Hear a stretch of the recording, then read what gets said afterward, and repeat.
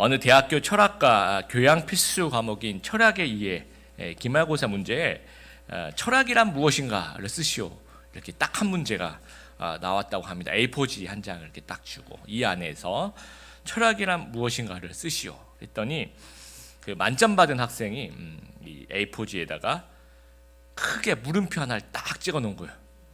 근데 교수님이 이걸 딱 보는 순간 이거다. 그래, 철학이란 의문이다. 생각하는 거로 나는 존재한다. 데카르트. 철학이란 사유다. 생각, 고뇌. 이게 철학이다 하면서 만점을 줬다라고 합니다.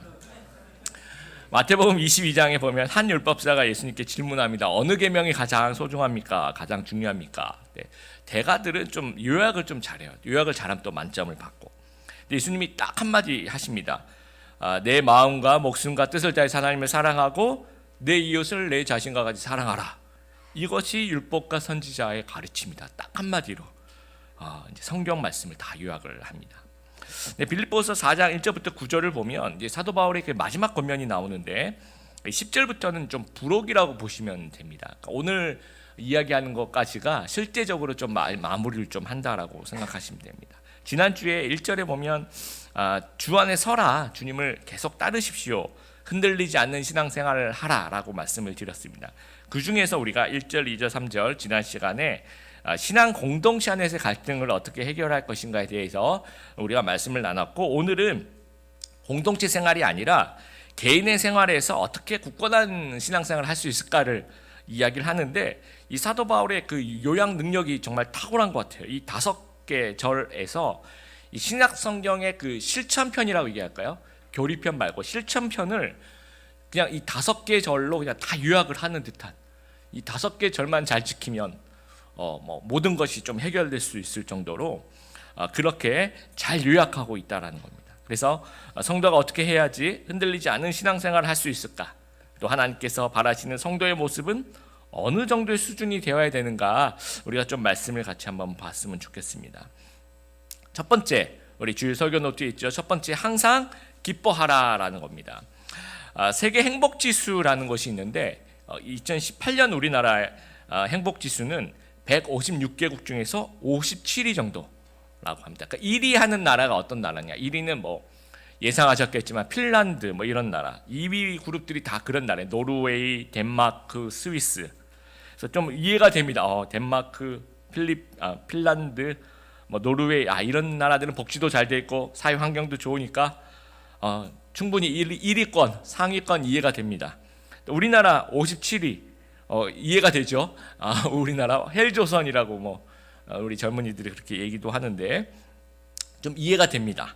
그러니까 만약에 내 개인 환경이, 여러분의 개인 환경이 핀란드와 노르웨이 같은 그런 좋은 환경이다. 그럼 기뻐할 일이 굉장히 많겠죠.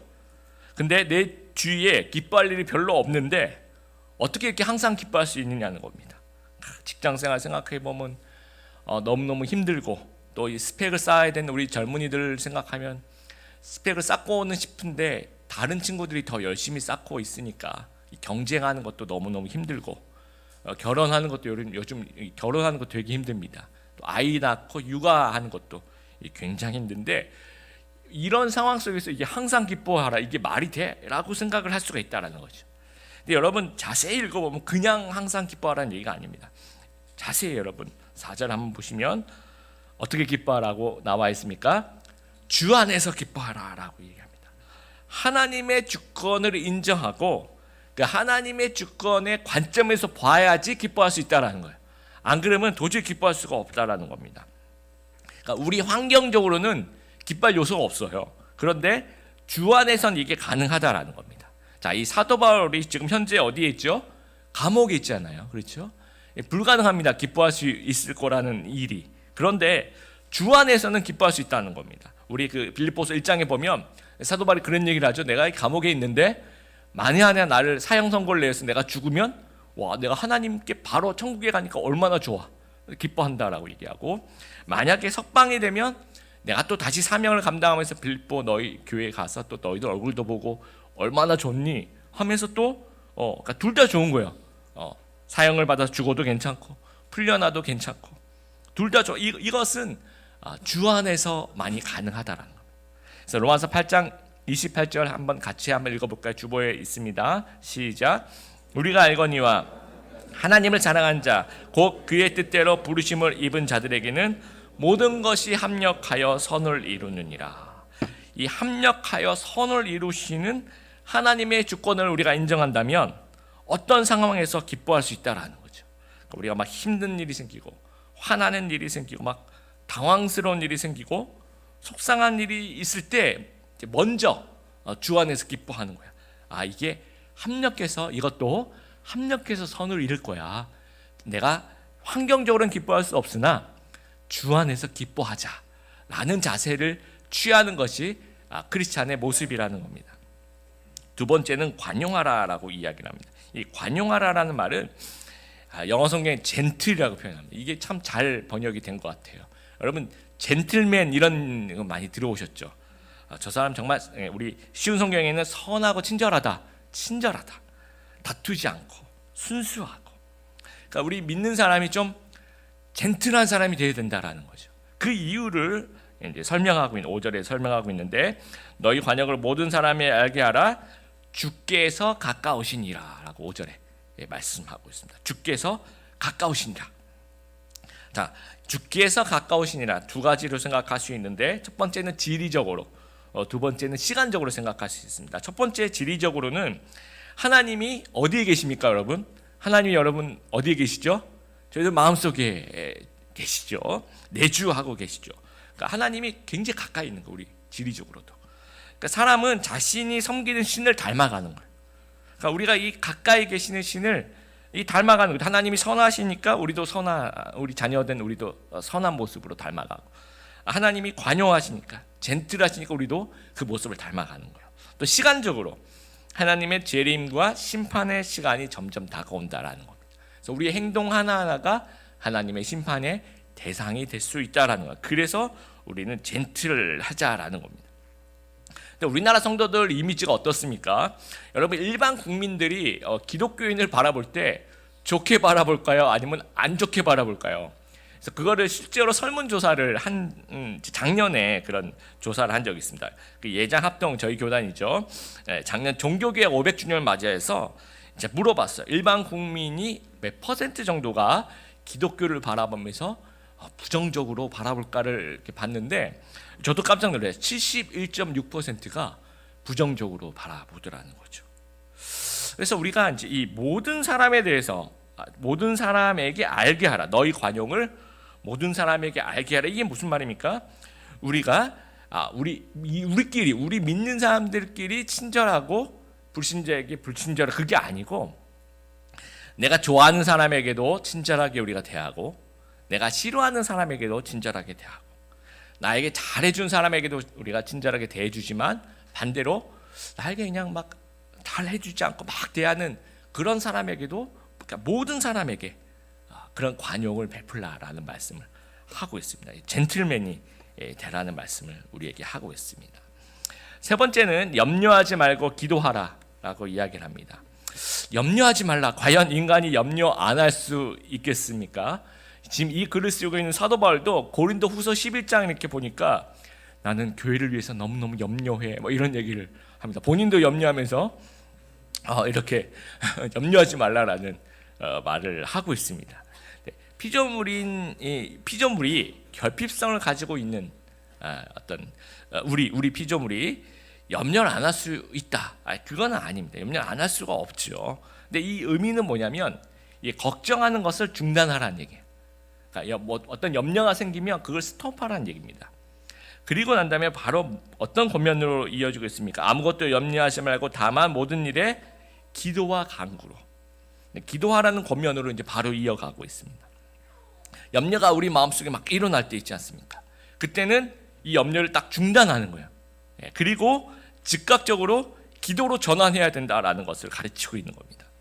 왜냐하면 이 염려라는 것은 이 상황이 변하지 않는 거예요. 우리가 염려한다, 여러분 그 예수님 말씀, 염려하는데 키가 자라냐, 머리카락이 자라냐, 전혀 아니다. 그러니까 염려한다고 해서 상황이 변화되는 것은 아닌데, 어디에 영향을 주냐면 이제 우리의 마음과 생각이 혼란에 빠뜨려요. 그래서 이제 염려하기 시작하면 이 멘탈이라고 해야 될까요? 우리의 그 마음이 완전히 뒤죽박죽이 되는 거예요. 근데 기도하면 7절에 보세요. 그리하면 기도하면 모든 지각에 뛰어난 하나님의 평강이 그리스도 예수 안에서 너희 마음과 생각을 지키시리라. 기도하면 이 하나님께서 우리 흐트러진 마음과 생각을 이렇게 잡아주세요. 그리고 우리의 흐트러진 마음과 생각을 이렇게 꼭 지켜주신다라는 거예요. 그래서 염려하면 생각이 굉장히 많아져요. 근데 기도하면 기도할수록 우리 7절 말씀처럼 하나님의 평강이 우리의 마음과 생각을 지키시기 때문에 기도하면 기도할수록 생각이 굉장히 단순해져. 아, 이거였구나. 깨달음이 와요. 점점 명확해집니다. 그래서 우리가 염려가 일어나면 일단은 이런 사람이 있어요. 중단을 안 해요. 그리고 이 염려를 막 상상하고 어떤 그 불안을 증폭해요. 그래서 그럼 더 커지죠, 이 염려가. 그러면 다른 곳에서 문제를 해결하기를 시작하는 거죠. 이 문제는 하나님께 나아가야 돼. 그게 아니라 이 문제는 사람한테 나가야 돼. 이 문제는 맛집에 가지 해결되는 거야. 이 문제는 좀 기분을 좀 전환해야지. 이거 여행을 가야지 해결돼, 이 문제는. 근데 그러면 이제 악순환이 되는 거죠. 더 정리가 안 되죠. 더 그러면 불안하고 더 그런 것이 상상이 증폭이 되고 또 다른 시도를 하게 되고 또 정리가 안 되고 이런 악순환이 계속되는 겁니다. 그래서 염려가 밀려올 때 일단 잠시 스톱하고 짧게라도 여러분 기도하는 거예요. 하나님, 제가 주님 앞에 나와서 이 염려를 스톱하고 하나님께 나아갑니다. 하나님, 이 염려를 주님이 맡아주시옵소서. 이러는 과정이 우리에게 필요하다라는 거예요. 그래서 여러분 혹시 새벽형 인간이면 새벽기도 나오시고, 아니다, 내가 새벽이 좀 약하다, 난 저녁에 올빼미다, 그리고 여러분 금요기도에 퇴근하시고 나오셔서 하나님 앞에 딱 앉는 거예요. 염려가 생길 때. 그러면 기도하기 시작하면서 이 염려가 다 사라지고 지각에 뛰어나신 하나님의 평강이 우리의 마음과 생각을 지켜주실 것입니다. 네 번째는 생각하고 행동하라라는 겁니다. 8가지 덕목이 나오죠. 끝으로 형제들아, 진짜 여기서는 끝입니다. 마지막 진짜 그 마지막 이야기를 하고 있는 겁니다. 이것들을 생각하라. 이것들이 뭐냐라고 보면 이 8가지가 쭉 나옵니다. 무엇에든지 참되며. 그래서 이 개역 개정, 그다음에 영어 성경, 쉬운 성경은 이제 이 8가지를 조금 이 헬라어를 이제 번역하는 과정에서 좀 비슷하긴 하지만 제가 주보에 한번 정리를 좀 해봤습니다. 참됨, 경건함, 옳음, 정결, 사랑받는 거, 칭찬받고, 덕을 세우고, 기림이라고 얘기하는 그 존경할 만한 무엇인가를 이것들을 생각하라. 근데 여러분, 이것들을 생각하라 할 때 이 앞에 것을 얘기하는 것이 아니라 지금 이 8가지를 얘기하는 거예요. 이 8가지 이제 사도 바울이 설명을 했죠. 그러니까 어떤 일이 발생하면 우리가 이 8가지 생각의 프로세스를 통해서 자, 어떻게 하는 이 상황에서 내가 어떻게 하는 것이 참될 것일까? 어떻게 하는 것이 좀 경건하지? 이 상황에서 어떻게 해야지만 내가 좀 정결하게, 어떻게 해야지 좀 덕과 그런 것을 좀 세울 수 있을까? 이런 고민하라는 거죠. 그리고 난 다음에 고민이 됐으면 9절에 배우고 받고 듣고 본 바를 행동하라는 겁니다. 그러니까 그래서 크리스찬이 생각하고 행동하면 개인도 정말 하나님의 자녀처럼 되고 또 공동체의 사회도 하나님의 어떤 나라처럼 그렇게 변화될 수 있다라는 겁니다. 요셉도 마찬가지. 요셉이 이제 종으로 팔렸어요. 그럼 생각을 할 거 아니야. 내가 지금 종으로 팔렸는데, 내가 부잣집 아들에서 이 종으로 팔렸는데 내가 이 목숨을 끊을 것인가, 아니면 대충 그냥 눈속임하면서 밥을 얻어먹을 것인가, 이런 생각 속에서 아니다. 내가 이 상황에서 어떻게 하면 하나님을 위해서 참되고 경건하고 옳고 정결하고 사랑받고 칭찬받고 덕을 기림을 세울 수 있는 길이 무엇인가 생각하는 거죠. 그럼 주어진 그 일을 최선을 다하는 그 모습을 선택할 수밖에 없었다는 거죠. 또 그 보디발의 아내, 성적인 막 유혹을 해요. 그 가운데서 그럼 이제 생각하는 거죠. 내가 이 과정에서 어떻게 하면 참되고 무엇이 경건하고 어떻게 행동하는 것이 옳을까? 내가 이렇게 행동하는 것이 정결할까? 생각하는 거죠. 이 상황에서 내가 도망치는 것이 이 8가지 덕을 지키는 것이구나. 도망치는 거죠. 그리고 이제 또 감옥에 가죠. 그 일 때문에. 그럼 내가 이 종이, 노예라는 것도 이제 굉장히 이 딱지가 붙는 건데, 노예이면서 죄수인 거예요. 그러니까 정말 인생의 밑바닥까지 가는. 그러면 이거 막 정말 인생을 포기해야 되나? 이럴 때 어떻게 해야지 이 하나님이 주신 이 덕들을 세울 수 있을까를 생각해 보는 거죠. 그럼 그 가운데서 또 최선을 다하는 거죠. 포기하지 않고. 또 국무총리가 됐어요. 그래서 막 이렇게 사람들이 와가지고 식량 좀 달라고 절을 하고 있는데 나를 팔았던 그 형들이 쫙 와가지고 이제 절을 딱 하고 있어요. 와, 이걸 이제 복수를 해야지. 그런 생각이 사람이니까 들었을 것 같아. 그러면서 내가 이 형들에게 복수하는 것이 참된 것인가, 옳은 것인가, 정결한 것인가 생각하는 거죠. 내가 이 상황에서 이분들을 잘 섬기는 것이, 결국은 가족들 다 부르죠. 형들도 그 아버지 돌아가셨을 때 형들이 다시 또 제발 제 목숨을 살려주세요. 아니라고 하면서 같이 지내는 방법을 생각합니다. 앙리 듀낭이라는 사람이 있어요. 스위스 사람인데 이 성경 말씀을 통해서 이제 굉장히 하나님 말씀 사모하고 예수님 잘 믿는 그런 분이셨는데 그 솔페리노 전쟁을 이제 경험하게 되면 지나가다 이제 그 광경을 봐요. 이 프랑스와 오스트리아가 전쟁을 하는데 양쪽에서 이제 뭐 이렇게 싸움을 하면 그 중간에 부상자들이 생기잖아요. 근데 그 부상자들을 누군가 치료하러 가면 이쪽에서 총을 쏘고 또 이쪽에서 가면 또 이쪽에서 총을 쏘고. 그래서 이거는 아니다 이렇게 생각하는 거예요. 하나님이라면 과연 이 부상자들을 어떻게 하셨을까 하면서 이런 것들을 생각하는 거죠. 우리가 하나님의 자녀로서 우리가 이 생명을 이렇게 하면 안 된다. 그래서 가는 곳마다 이제 중립기관, 국제 적십자사를 이제 창립을 하죠. 중립기관에서 이 사람들 돌보는 걸 우리가 좀 합시다라고 만나는 사람마다 이제 나라마다 가서 그 얘기를 하면서 이 부상병들 또 전쟁 포로에 대한 그 권리를 규정합니다.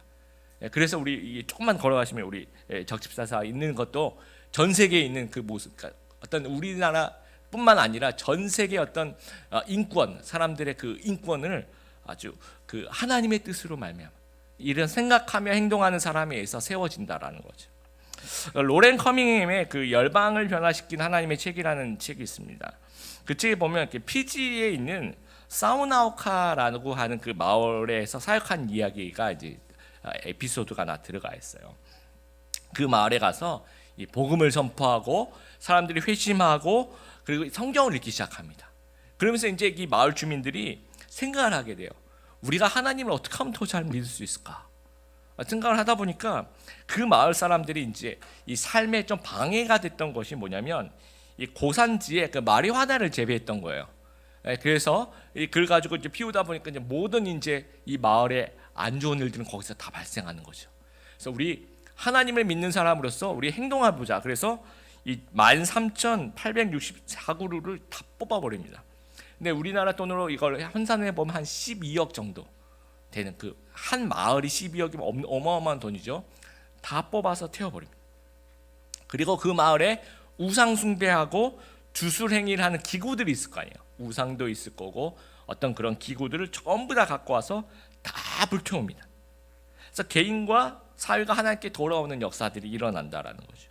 그러니까 크리스찬들이 생각하고 행동하면 이 개인과 사회가 비로소 하나님 앞에서 평안하게 된다는 거예요. 여러분 10절에 보세요. 너희가 배우고 본 바를 행하라. 그리하면 평강의 하나님이 너희와 함께 계시리라. 우리가 생각만 하고 행동하지 않으면 평안이 우리 안에 생겨나지 않습니다. 여러분 한번 질러본다라고 하죠. 행동해 보면 하나님의 말씀을 행동해 보면 거기에 평안이 있다라는 겁니다. TV 프로그램 중에 그 냉장고를 부탁해라는 프로그램이 있죠. 그 쿡방이라고 합니다. 소위 말해서 이제 음식을 만드는 방송 중에서 우리나라 사람들이 가장 좋아하는 방송이라고 합니다. 그러니까 매 게스트가 나오는데 그 게스트의 자기 집에 그 냉장고가 있잖아요. 그걸 통째로 이제 스튜디오로 갖고 오는 거예요. 그러면 거기에 이제 셰프들, 그러니까 요리사들이 있어서 그 내용물을 확인해요.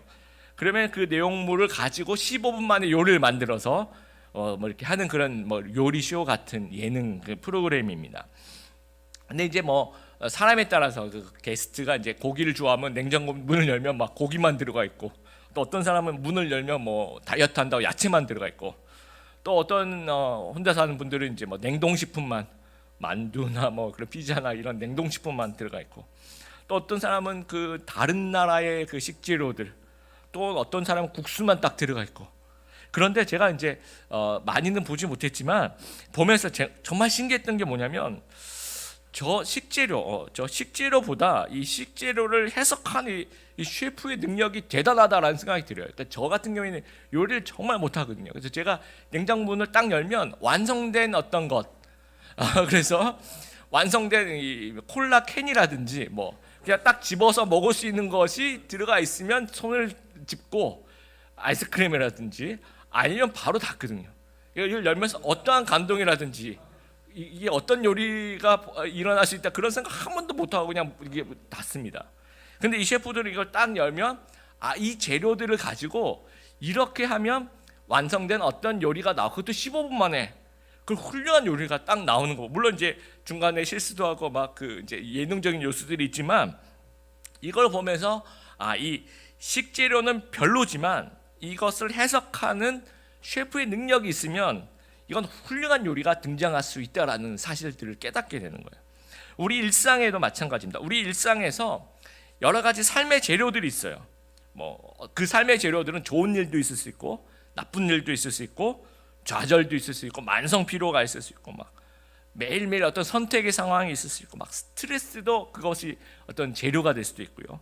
또 매일 돌발되는 그런 상황도 그 재료가 있을 수 있는데 그 영혼의 셰프, 여러분이 정말 우리 하나님이 원하시는 성숙한 크리스찬이라면 이걸 생각하면서 재해석하는 거예요. 자, 내 삶에 이런 재료가 있어요. 근데 이걸 가지고 내가 어떻게 요리를 만들지? 하면서 해석하는 그 과정이 있어야 된다는 거죠.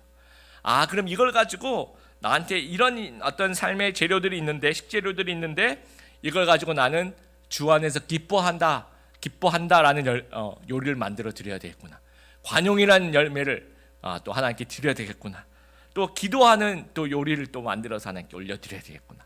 또 이 8가지 뭐 정결하고 경건하고 이걸 하나님께 올려드려야 되겠구나 하면서 재해석하고 행동하는 이 모습이 진짜 크리스찬의 모습이라는 거예요. 그게 우리의 성숙 또 성화의 능력이라는 겁니다. 제가 금요일 오후에 설교 준비 한참 하고 있었어요. 주말이 다가갈수록 목사님들은 이제 숙제 하나씩 주일날 설교를 해야 되니까 주말이 다가갈수록 이제 마음이 급하죠. 열심히 이제 설교 준비. 저는 이제 금요일쯤에 거의 다 맞춰요. 그러니까 금요일이 굉장히 저한테는 피크인데 갑자기 오후에 문을 탁 누가 열고 누가 이게 들어와서 가끔 그런 경우가 있어요. 그러니까 뭐 이제 이게 화장실인자고 들어오는 사람들이 가끔 있어요. 그러니까 얼마나 서로 굉장히 놀랐습니다. 그러니까 이분은 화장실에 들어왔는데 어떤 사람이 넥타이 메고 뭔가 열심히 작업하고 있으니까 그 사람도 놀라고 저도 놀래고 그리고 이제 인사 없이 바로 나가시고 이제 보통 그렇게 하시는데 그래서 제가 이러면 안 되겠다. 너무 크게 쓰면 좀 그러니까 오피스라고 영어로 써서 위에 잠깐 이렇게 살짝 붙여놨어요. 근데 영어를 모르시는지 이렇게 또 많이 문을 열고 들어오시는 경우도 있고, 근데 그날도 이제 그런 건 줄 알았어요. 문을 딱 열고 들어오길래 너무 놀래가지고 이렇게 보니까 자기 어느 교회 부목사인데 자기가 이제 차를 몰고 가다가 이 내비게이션에 우리 교회 근처로 지나가고 있었대요. 내비게이션에 드림의 교회라고 써 있길래 잠깐 스톱하고 들어왔다는 거예요. 그래서 별의별 생각이 다 들더라고요. 이분이 혹시 뭘 판매하러 오셨는지 아니면 뭐 이런 경우 처음이잖아요, 그렇죠? 그러면서 드림의 교회가 이제 뭐 제자훈련 하는 교회라고 자기가 어디선가 들은 것 같아가지고 개인적으로 제자훈련에 대한 고민이 굉장히 많은데 잠깐 앉아도 되겠습니까? 그러더니 제가 아무 얘기도 안 했는데 막 앉더니 계속해서 질문을 막 쏟아내는 거예요. 그래서 이거를 제가 순간 이거를 내가 어떻게 해야 될지를 혼자서 이분을 쫓아내야 되는지 아니면 어떻게 해야 될지 이렇게 생각을 하다가 제가 이제 관용에 대해서 이제 설교 준비를 하고 있었는데 이 관용에 대해서 설교 준비하고 하기 위해서 이분을 쫓아낸다는 것이 이게 말이 안 되더라고요. 그래서 이제 제가 이분이 나의 그 냉장고를 부탁해.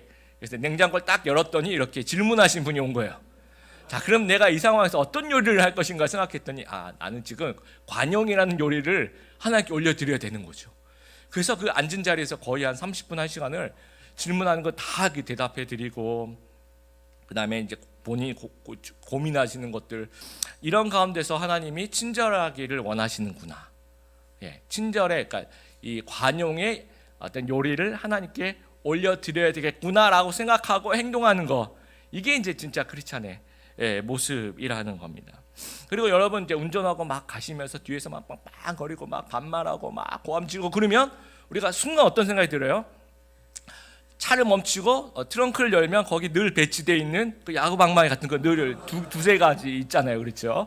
알루미늄, 나무 그런 걸 이렇게 꺼내서 어떤 잠깐의 그 무협 어떤 그런 어떤 체조 이런 것들 또 대화 이런 것들 좀 하고 싶은 마음이 생기잖아요, 그렇죠? 근데 이제 하나님이 이 상황에서 어떤 요리를 이것도 삶의 재료잖아요, 그렇죠? 식재료. 이런 스트레스 상황에서 그럼 내가 이 상황에서 어떻게 하는 것이 지금 이렇게 나와 있는 것처럼 내가 이 상황에서 참되고 경건하고 올바르고 정결하고 어떻게 하는 것이 정결한 모습인가, 참된 모습인가 한번 생각해 보면 행동은 달라질 수 있다라는 겁니다. 그래서 바나 그룹이라고 있습니다. 그 미국에서 그 크리스찬들 그 리서치하는 그런 그룹인데요. 이 바나 그룹에서 미국의 그 젊은이들, 그러니까 18세부터 35세까지 물론 이제 그 미국의 그 좀 그래도 어르신들은 근데 참 신실하시고 그런 분들 많으시니까 이 젊은이들 한번 연구를 해본 거예요. 크리스찬 젊은이들 미국입니다. 몇 퍼센트가 성경 말씀에 기초해서 도덕적인 선택을 내리는가 조사를 해봤더니 저도 이거 보면서 충격이었어요. 7%만이 성경 말씀에 기초해서 도덕적 선택을 내린다라는. 그 나머지 93%는 뭡니까? 나머지 93%는 그냥 내 기분대로, 내 성질대로, 내 인격대로 그냥 하고 싶은 대로 하는 거예요. 혹시나 여러분 우리 드림의 교성들은 그러시지 않을 거라고 제가 생각하지만 혹시나 우리가 그 미국의 93%에 해당한 그런 사람이 되어서는 안 된다라는 겁니다. 그래서 매일의 상황에 어떤 일들이 벌어질 때 우리는 어떤 요리로 하나님께 올려드려야 될지에 대한 이 생각의 프로세스가 있어야 된다는 거죠. 그리고 행동해야 된다라는 겁니다. 그렇지 않으면 정말 이 93%에 해당하는 사람들처럼 크리스찬인데도 내 마음대로 하는 크리스찬인데도 내 성질대로, 크리스찬인데도 내 계획대로 하는 그런 크리스찬이 될 수 있다라는 겁니다. 우리가 어떤 음식점에 갔는데 만약 된장찌개라고 합시다. 이 된장찌개가 막 딱 먹었는데 여러분 정말 맛있는 된장찌개 먹으면 어때요? 막 어떤 감탄사가 이것은 이게 예술이다, 그렇죠? 이 된장찌개 하나가 예술 작품인 거예요, 정말.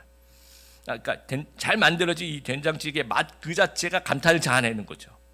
근데 크리스찬이라고 한다면 이 크리스찬이라는 이 성도가 제대로 기능한다면, 제대로 생각하고 제대로 행동하면 이 자체가 예술적인 맛이 나는 거예요. 이 자체가 예술이어야 하는 감탄이 나와야 된다는 겁니다. 성경은 언제나 높은 눈높이를 요구해요. 너희들 좋은 일 있으면 기뻐해라 그렇게 얘기하지 않습니다. 항상 기뻐하라라고 이야기를 하고 있습니다. 너희 내가 볼 때는 염려할 만해 계속 염려해 그렇게 얘기하지 않습니다. 아무것도 염려하지 말고라고 기도해라라고 이야기를 합니다. 그러니까 높은 시선을 가져야지만 우리가 높은 차원의 활동을 할 수가 있는 거예요. 우리가 우리의 그 시선을 낮추면 우리는 하나님의 어떤 정결한 그런 크리스찬의 어떤 성도의 모습이 될 수 없다라는 겁니다. 그래서 높은 눈높이를 가져보고 막 주어진 대로 막 살지 말고 무엇이 성도의 최선일까를 늘 고민하는 우리들의 모습이 되어야 된다라는 겁니다.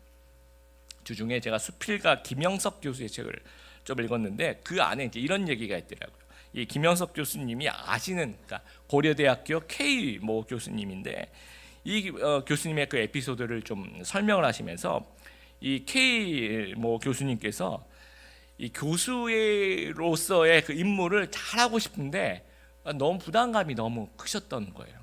그러면서 이제 고백하시기를 강의를 잘 준비해서 이렇게 하고 싶은데 아무리 잘 준비해도 너무 부족하더래요, 자기 강의가. 그리고 이 논문을 여러 편 정말 좋은 논문을 써서 좀 이렇게 후학들에게 좀 보여주고 싶은데 자기가 쓰면서도 이 논문을 후학들에게 보여주기가 너무 부끄러운 거예요. 개인적으로 그렇게 생각하시는 거예요. 그리고 책도 이제 저서 여러 개를 이제 써본 겁니다. 써봤는데 이걸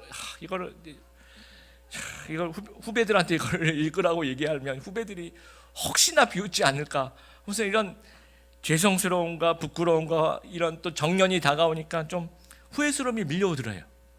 그러면서 고민하고 있는데 갑자기 이런 생각이 들더라는 거죠.